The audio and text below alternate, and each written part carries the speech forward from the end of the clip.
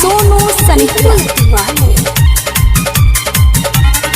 तैयार साथ चूहा खाई के बनली पवित्र सब तोर जान ले तिरिया चरित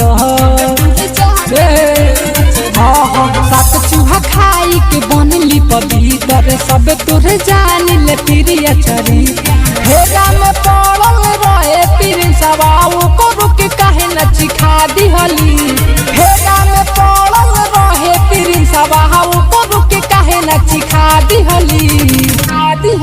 जब सोनू जावा के तेहू दे दिहली त मनु जावा के काहे ना दिहली जब मोहिता के तेहू दे दिहली तो रोहिता के कैसे ना दिहली। सनहिया रिकॉर्डिंग स्टूडियो कटसा।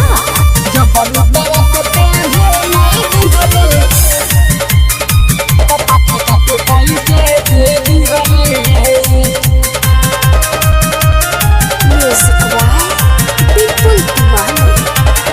तैयार मंगला पते तो खूबे खाली ते भाव रे कोनो दोसर मांगेला पहले जल्दी ते आवर रे मंगला पते तो खूबे करेली छाव रे कोनो दोसर मांगेला पहले जल्दी ते आवर रे अपन चढ़ल जवानी फना दिहले छानी सहारा पानी चुआ दिहले अपन चढ़ल जवानी फना दिहले छानी सहारा पानी चुआ दिहले जब छोटू जी के तेहू ना दिहले तो दीपका के केंगा दे दिहले जब अमितावा के तेहू ना दिहले तो पाठका के कैसे दे दिहले। सनहिया रिकॉर्डिंग स्टूडियो कटसा।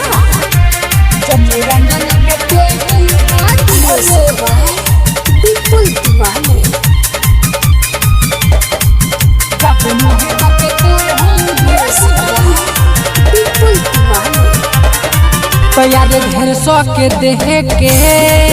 खूबे कोइले बाड़ी ना मरे कोनो दोसर ले जाई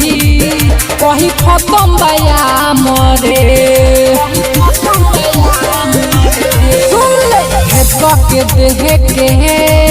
खूबे कोइले बाड़ी ना मरे कोनो दोसर ले जाई कमे लागी तोर दाम रे अरे मनु बिंदा सवा कहेला दे तो हैया हंडा के जैसे से दिहले अरे मनु मन मुलावा कहेला दे तो अंडा के जैसे से दिहले जब निरंजन के तेहू दे दिहले तो कबिया के काहे ना दिहले जब गोलुआ के तेहू